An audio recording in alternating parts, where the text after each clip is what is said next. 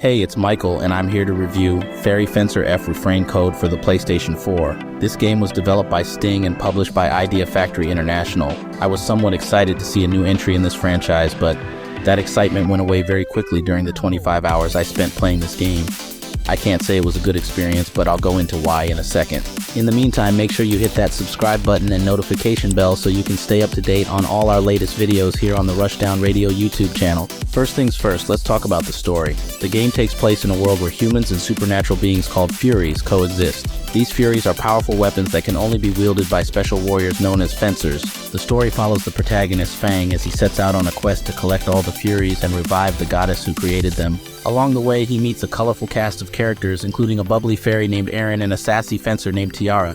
Fairy Fencer F Refrain Chord tries to weave together a serious and humorous story in a world of magic and fantasy. The game is a sequel to the previous game, but it doesn't feel like a continuation of the story. Instead, it seems like the game picks up from a specific point in the previous game and continues the story. The main goal of the story gets lost along the way, and the plot becomes cliché and bland. The game is dialogue and text heavy, so if you don't enjoy the characters or the plot, it might be tough to enjoy the game.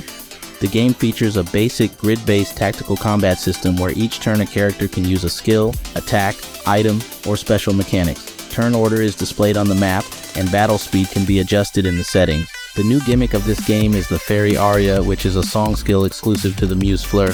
It allows players to select and activate several songs with different effects, and the strengthening effect is given to all ally units within range. However, the effect disappears if outside of the range, so positioning of Fleur and ally units becomes an important point. The dramatic resonance feature is also a unique aspect of the battle system, where both the ally and enemy muses begin singing, and the area where their song ranges overlap becomes the resonance area. This increases the song's effects and strengthens both enemies and allies. This feature adds another layer of strategy to the battles, as players must consider the positioning of their units and the enemy units to maximize the benefits of this feature. One unique feature of the battle system is the soul gifts mechanic, where allied units that battle alongside each other can receive benefits.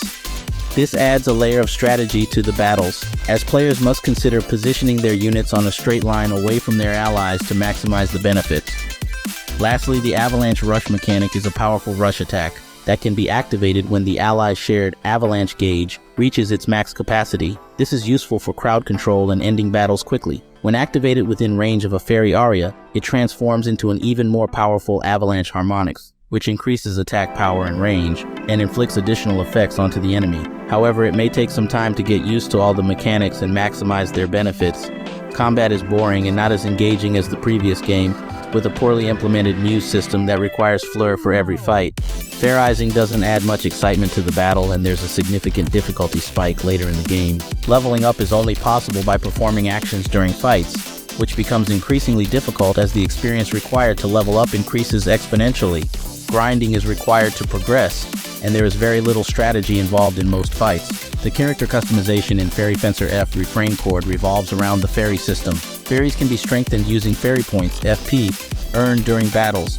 And there are two types of fairies, partner fairies and sub-fairies. By strengthening them, their stats increase, and they learn skills and abilities. Partner fairies are unique to each character and have character-specific skills, while sub-fairies can be equipped and unequipped and gain custom skills and custom abilities. However, there is a UI issue where there is no visual marker to indicate each fairy's elemental type, making customization and sorting a bit of a chore. There's a treasure hunting system called location shaping where you use Furies to stimulate the earth to find treasures and new battle stages. Side quests are also important in discovering new maps and areas. Leveling up can be challenging due to the need to grind. The game's visuals look outdated and lack art direction, while the music is surprisingly bland. The game does not feature the English voice cast from the previous game, which sucks a lot. Overall, the game is a disappointing follow-up to the original Fairy Fencer F on PlayStation 3. I suggest waiting for a deep sale before purchasing it. Thank you for watching this review. If you enjoyed it, please like this video, subscribe to our channel, and share this video with your friends, family, and foes. Make sure to visit our website for more content and listen to our podcast, which is available on your favorite podcast service. See you guys next time. So remember, you're in my arena. So like, comment, and subscribe.